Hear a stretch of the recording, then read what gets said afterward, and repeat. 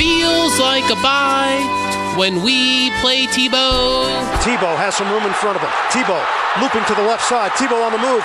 10-yard line, 5-yard line. It's Tebow time! Touchdown!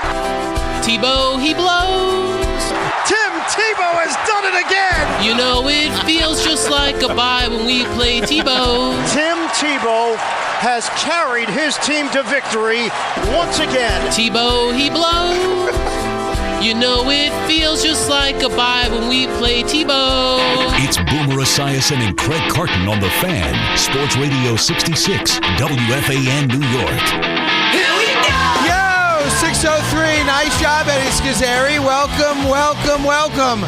Boomer Esiason and Craig Carton on The Fan. And, of course, worldwide on MSG.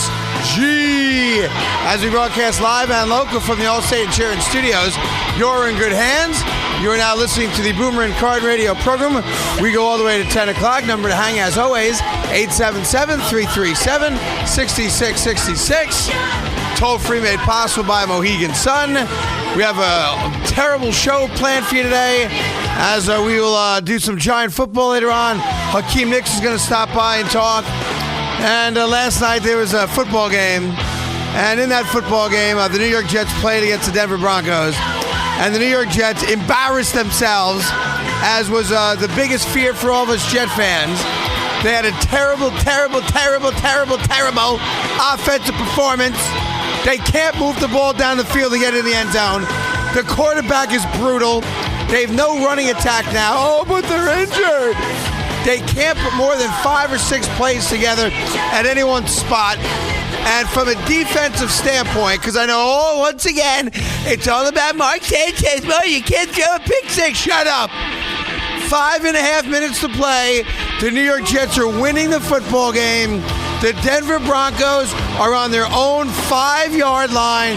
And just like against New England in the first game, just like against the Oakland Raiders, just like every other freaking game that the New York Jets have lost pretty much this year, the offense, as bad as it was, gives you a late fourth quarter lead, and the vaunted Rex Ryan defense pukes in its own mouth, swallows it, and gets beaten down by a guy who can't even play quarterback. Can't wait.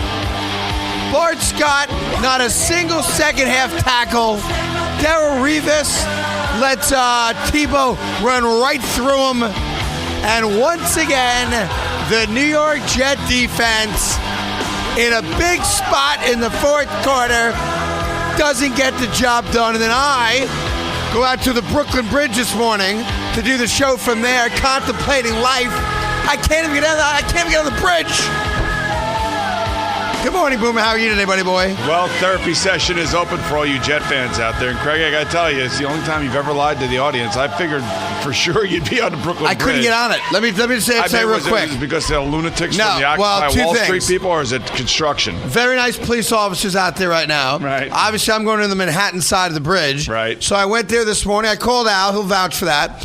Now, the Brooklyn to Manhattan side, right, they're doing a whole bunch of construction. Right. So the pedestrian walkway from Brooklyn to Manhattan this entire weekend, I believe, is shut down. From Brooklyn to Manhattan. Right. Now, I'm on the Manhattan side. The Occupy Wall Street lunatics were able to run it. Now, so then they have all this extra security out there after yesterday's dopey thing, right? We're being invaded. So there's a couple of cops out there this morning, right, real nice guys, fans of the show, who asked me not to use their last names, but fair enough, I can say hi to the officers.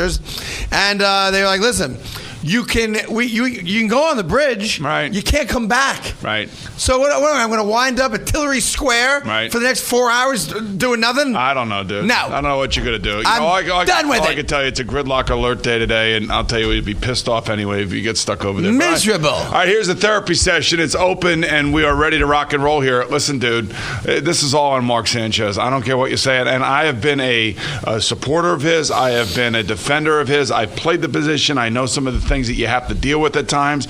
And when I recognize that there are issues that are outside of his control, I'll be more than happy to point those out and everything else. But I knew that Von Miller and Elvis Dumerville were going to be a pain in the ass last night. They were. They really were. Wayne Hunter was on roller skates for the most part. There was a point in the game though that Mark did complete, I think, 11 in a row. That's right. And he looked good in the second half. But I wish I could characterize it in my own words, because it's frustrating watching it. It really is. And whether or not he has progressed or regressed or any of that other stuff, it's obviously that he has regressed. And even he said himself after the game last night that he has to play better. And those words may ring hollow. They are hollow now. Right, to Jet fans and all that other stuff, because that's two really bad performances on top of a season in which he has been woefully inconsistent.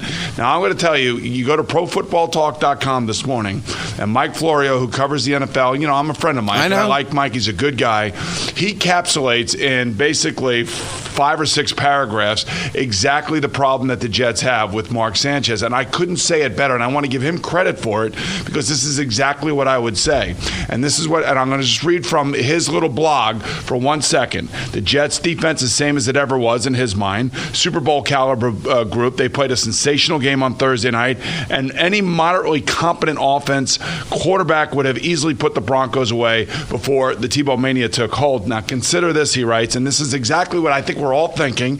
He eloquently puts it in the right words. The Broncos started 5 possessions in the Jet territory last night. They got 3 points out of those 5 possessions. In the 10 drives leading into Denver's game-winning drive, the Broncos had 2 first downs. Denver won 3 and out 8 times in that span.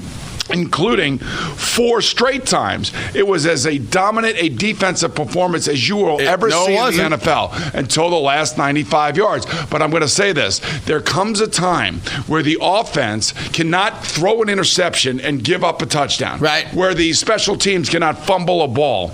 But at the end of the day, this league, you have to be able to throw the ball downfield. Now, unless, of course, you're the Broncos and you're playing against an inept offense like the Kansas City Chiefs and the New York Jets last night.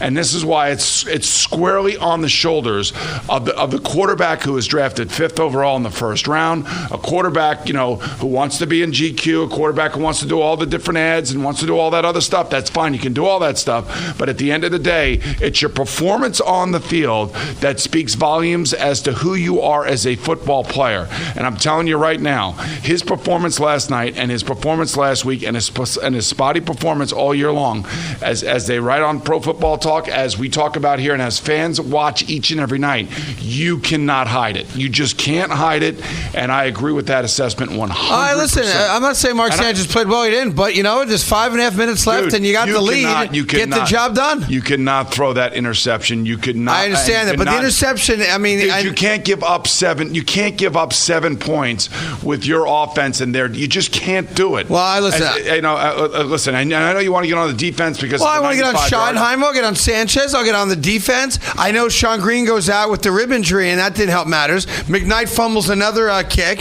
So there's a lot of things that played into it. And you're lucky that Matt Slauson, fumble. That's right. The fumble for the touchdown. Right. Listen, a lot of things went wrong last night, but it's mind-boggling again that you allowed Tim Tebow to go 95